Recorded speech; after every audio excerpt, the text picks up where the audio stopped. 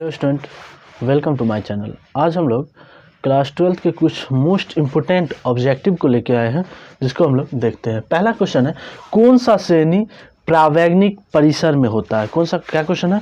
कौन सा श्रेणी प्रावैग्निक परिसर में होता है? तो हम लोग जानते हैं लाइमन श्रेणी जो होता है, लाइमन श्रेणी वो क्या होती है? प्रावैग्निक परिसर में होता है। लाइमन श्रेणी कौन सी होती है?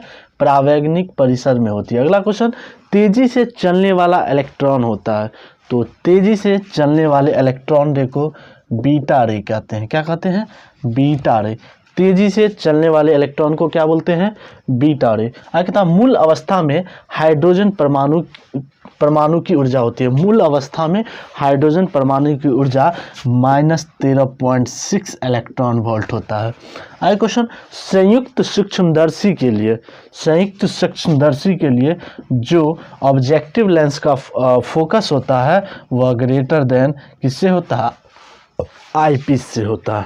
आगे क्वेश्चन, पतले प्रिज्म के लिए न्यूनतम विचलन कोण क्या होता है? तो पतले प्रिज्म के लिए न्यूनतम विचलन कोण μ-1 × a होता है। ये क्वेश्चन मोस्ट भी आया है। आगे क्वेश्चन, प्रकाश के अपवर्तन में कौन सी भौतिक राशि नहीं बदलती है? तो प्रकाश के अपवर्तन में, ठीक है, आवृत्ति जो होती है वह नहीं बदलती है। आगे क्वेश्चन देखते हैं हम लोग, जल के लिए क्रांतिक कोण होता है। तो जल के लिए क्रांतिक कोण 48.75 होता है। कितना होता है? 48.75 होता है। क्वेश्चन, कांच के समांतर पट्टी फोकस दूरी होती है। तो कांच के समांतर पट्टी की फोकस दूरी क्या होती है? अनंत होता है। क्या होता है? अनंत होता है, इनफाइनाइट होता है। अगला क्वेश्चन, 9 किलोमीटर त्रिज्या वाले गोलीय चालक की विद्युतीय धारिता होगी। तो हम लोग इसका जानते हैं सर, 1 माइक्रोफैराड यानी 10⁻⁻6 फैराड। क्वेश्चन हम लोग देखें, कौन सी श्रेणी प्रावैग्निक परिसर में होती है? लाइमन श्रेणी। को तेजी से चलने वाले इलेक्ट्रॉन होता है बीटा रे। आगे मूल अवस्था में हाइड्रोजन परमाणु की ऊर्जा होती है -13.6 इलेक्ट्रॉन वोल्ट। संयुक्त सूक्ष्मदर्शी के लिए जो ऑब्जेक्टिव लेंस का फोकस है वो ग्रेटर देन होता है आईपीस के फोकस से। आगे पतले प्रिज्म के लिए न्यूनतम विचलन कोण μ-1 × a होता है।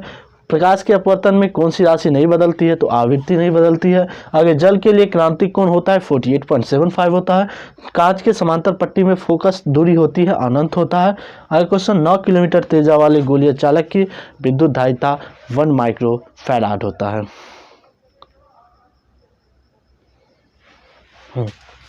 Hello student, welcome to my channel. आज हम लोग क्लास 12th फिजिक्स के कुछ VBI ऑब्जेक्टिव को लेके आए। यह जो क्वेश्चंस है वो काफ़ी रिपीटेशन क्वेश्चन है, यानी बार बार क्वेश्चन को रिपीट करता है। हम लोग क्वेश्चन को देखते हैं। फर्स्ट नंबर, अपसाइलेंट नोट का मान होता है। तो अपसाइलेंट नोट का मान होता है 8.85 × 10⁻12 coulomb square newton metre square. क्या होता है? 8.85 × 10⁻12 coulomb square newton metre square. आगे क्वेश्चन है, विद्युत फ्लक्स का ऐसा मात्रक होता है। विद्युत फ्लक्स का ऐसा मात्रक क्या होता है? तो न्यूटन मीटर स्क्वायर पर कूलम होता है। विद्युत फ्लक्स का ऐसा मात्रक क्या होता है? न्यूटन मीटर स्क्वायर पर कूलम होता है। चुंबकीय फ्लक्स का ऐसा मात्रक होता है। तो हम लोग जानते हैं चुंबकीय फ्लक्स का ऐसा मात्रक क्या होता है? जो हम लोग जानते हैं चुंबकीय फ्लक्स का ऐसा मात्रक क्या होता है? वेबर होता है। क्या होता है? वेबर होता है। आगे क्वेश्चन है, 1 किलोवाट घंटा है। क्या क्वेश्चन है? 1 किलोवाट घंटा है। तो 1 किलोवाट घंटा 3.6 × 10⁻, क्या होता है? 1 किलोवाट घंटा है तो 3.6 × 10⁻6 जूल होता है। क्या होता है? 3.6 × 10⁻6 जूल होता है। आगे क्वेश्चन, 1 टेस्ला बराबर होता है। तो 1 टेस्ला बराबर 1 वेबर पर मीटर स्क्वायर। क्या होता है? 1 वेबर पर मीटर स्क्वायर। 1 टेस्ला बराबर क्या होता है? 1 वेबर पर मीटर स्क्वायर। आगे कहता है चुंबकीय फ्लक्स यानी फाई बराबर होता है तो B.A। क्या होता है? फाई बराबर B.A। ऑप्शन में देगा B×A, ठीक है, और B.A तो हम लोग को याद रखना है B.A, B×A नहीं, B.A, बीच में डॉट का साइन। आगे क्वेश्चन है, विद्युत चुंबकीय तरंग का वेग होता है। तो विद्युत चुंबकीय तरंग का वेग C = 1/√μ0/ε0 होता है। आगे प्रोटॉन की ऊर्जा होती है। तो प्रोटॉन की ऊर्जा hν होती है। क्या होता है? hν होती है। आगे क्वेश्चन है, 1 इलेक्ट्रॉन वोल्ट बराबर होता है। क्या क्वेश्चन है? 1 इलेक्ट्रॉन वोल्ट। तो 1 इलेक्ट्रॉन वोल्ट बराबर 1.6 × 10⁻, क्या होता है? -19 होता है।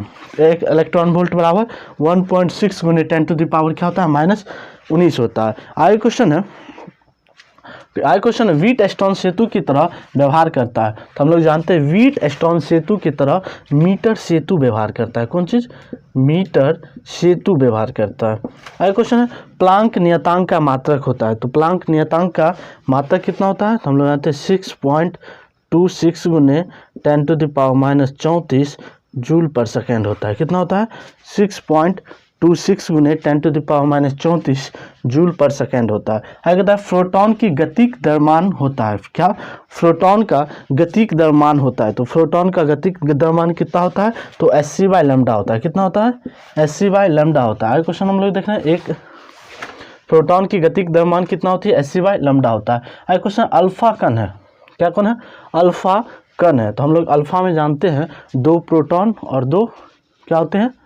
2 प्रोटॉन। देखिए अल्फा में क्या होता है? 2 प्रोटॉन यानी 2 इलेक्ट्रॉन। ठीक है, तो अल्फा 2 प्रोटॉन 2 इलेक्ट्रॉन, इसका मतलब यह हीलियम का नाभिक है। किसका नाभिक है? हीलियम का नाभिक है। हीलियम का नाभिक क्यों? किसमें 2 प्रोटॉन, अल्फा में 2 प्रोटॉन और 2 इलेक्ट्रॉन होते हैं। तो हीलियम में 2 प्रोटॉन 2 इलेक्ट्रॉन। आगे प्रेषित एंटीना की परास होती है। तो प्रेषित एंटीना की परास का फॉर्मूला होता है D = 2RH। क्या होता है? D = 2RH। आगे क्वेश्चन है नॉर गेट का विलीय व्यंजक होता है। देखिए हम लोग जानते हैं यहाँ पे 4 तरह के हम लोग बेसिकली जो होते हैं 3 तरह के बेसिक गेट पढ़ते हैं और हम सबका गेट। देखिए नॉर गेट का वैसे विलीय व्यंजक A.B mod y होता है। क्या होता है? A.B mod y होता है। देखिए यहाँ पे हम लोग जानते हैं, देखिए और गेट का A+B विलीय व्यंजक, ठीक है। एंड गेट का A.B, ठीक है। नॉर गेट का A+B मोड और नैंड गेट का, ठीक है, A.B मोड नैंड गेट का।